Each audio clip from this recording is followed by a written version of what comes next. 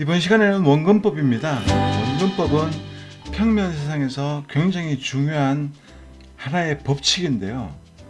여기 지평선이 보입니다. 카메라 시점에서 멀어질수록 땅은 이렇게 올라가게 되죠. 그리고 반대로 하늘은 멀어질수록 점점 아래로 이렇게 떨어지게 됩니다. 이게 원근법의 기본인데요.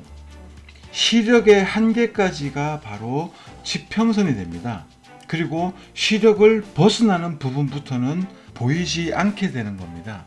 땅이 평평한데요. 관찰자가 여기 서서 눈높이에서 이렇게 쫙 보면은 이 사람의 시력의 차이에 따라서 지평선은 땅이 올라와서 이렇게 되는 겁니다. 그럼 이 사람의 시력이 1.0이다. 그러면은 여기서 여기까지 대략 5km 정도 보게 됩니다.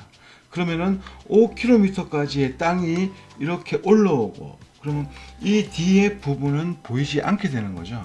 그래서 태양이 일정한 고도에서 이렇게 직진하지만 태양이 멀어질수록 태양은 고도를 아래로 떨어뜨립니다.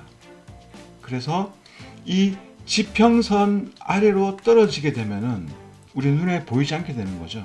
하지만 이 시점에 갔을 때 여기에 있는 태양이 실제로 여기에 있는 게 아니고 이 위에 존재하고 있는 겁니다. 원근법 때문에 이렇게 떨어져 보이는 것 뿐이에요.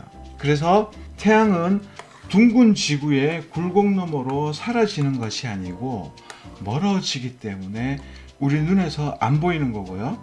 같은 원리로 수평선에서 사라지고 있는 태양을 줌으로 당겨보면은요, 이렇게 굴곡너머로 사라진 것이 아니고 멀어지고 있다는 것을 알 수가 있습니다. 그런데 과학에서는 이 효과를 가지고 속이는 거죠. 마치 둥근 지구에서 굴곡 너머로 태양이 사라지는 것처럼요. 하지만 줌을 당겨보면은 태양은 수평선 너머 사라진 것이 아니고 멀어져 가고 있을 뿐인 겁니다.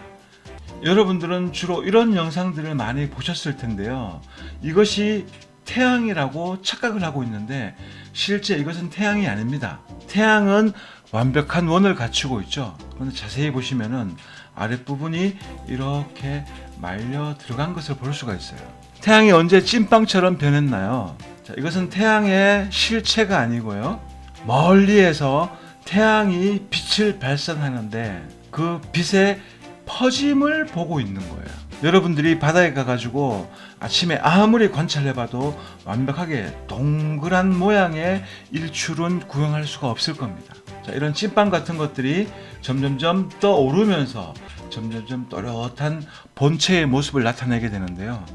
높이 있는 것이 멀리 있으니까 아래로 떨어져 보이는 거예요. 태양이 가까워지면서 점점점 고도를 높이고 있어요. 이렇게 높여가지고 중천을 지난 다음부터는 다시 고도를 떨어뜨리게 되는 겁니다.